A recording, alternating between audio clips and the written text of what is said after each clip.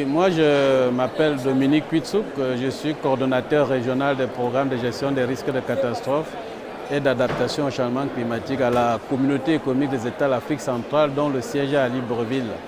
Et la CEAC est constituée de 11 États membres. Et moi je suis originaire du Cameroun.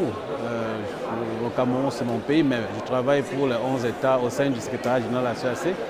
Alors, dans le cadre de ce processus de lutte contre le changement climatique, notamment la mise en œuvre de la Convention cadre des Nations Unies sur le changement climatique, nous essayons, pour ce qui concerne spécifiquement les problèmes de l'eau comme menace, surtout qui concerne mon secteur, nous essayons aujourd'hui de développer une base de données sur ces risques-là, les risques d'origine hydrométéorologique.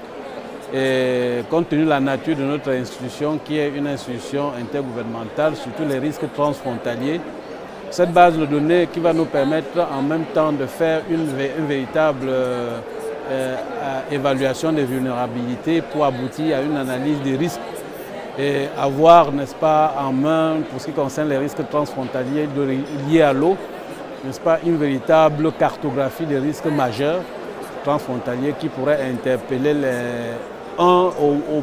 plus d'un État membre de la CEAC.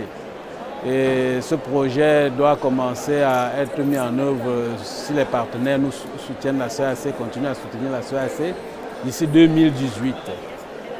Et voilà, c'est un peu cela que nous envisageons par rapport à la thématique exclusive de l'eau. Il y a beaucoup d'autres domaines, d'autres typologies d'aléas qui nous interpellent également au niveau des risques climatiques.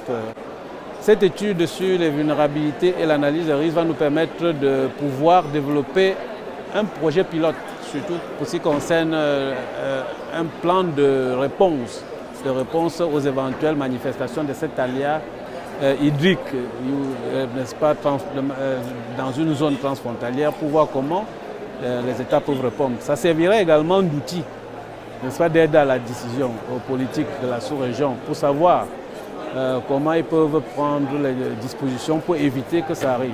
Donc ça va permettre d'avoir une idée, n'est-ce pas, des différents impacts éventuels d'une manifestation d'un aléa d'origine hydrométéorologique au niveau des frontières et comment les États peuvent intervenir.